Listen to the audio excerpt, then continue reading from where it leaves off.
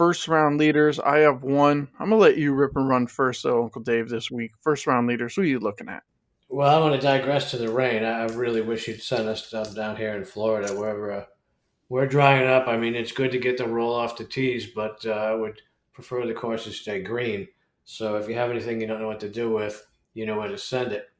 Um, but I digress to first round leaders, and I went with Keith Mitchell at 45 to 1. He's playing too well not to. He's also about 70th in the FedEx Cup standings, which I know it's early to be talking about them, but this year it's only the top 70 that get in. It used to be 125, and I think that's super important the way the format is. I mean, there's not a ton of opportunities anymore for the middle of the field with the newer format, and you almost have to win one anymore or be elite enough that you've got a bunch of top 20s or better.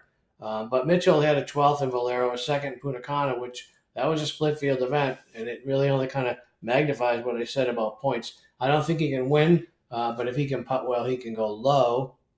My guy Tommy Fleetwood at 30 to 1.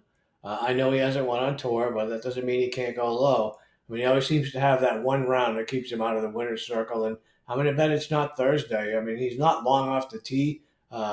Which hurts on courses like last week's 7,600 yarder. But this one's only a tad over 7,100 yards. I mean, and the guy's 12th in shots gained total on tour, ninth in approach, and above average putter. So I think 30 to 1 is kind of a gift for someone of his talent.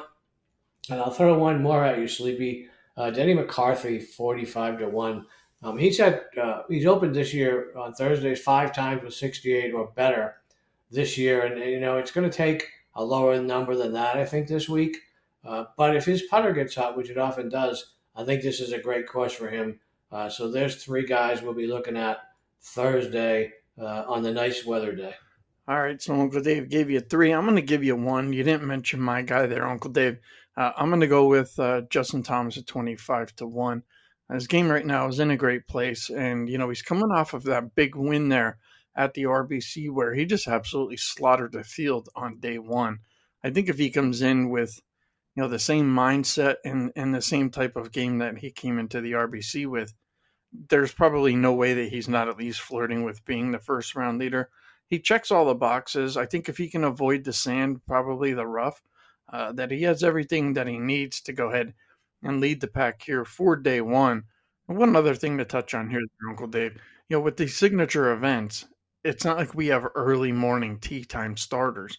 Tee time start here is going to be at 11:09, and the last guy goes off at like 1:30. So it's not like we have that traditional early morning, late afternoon.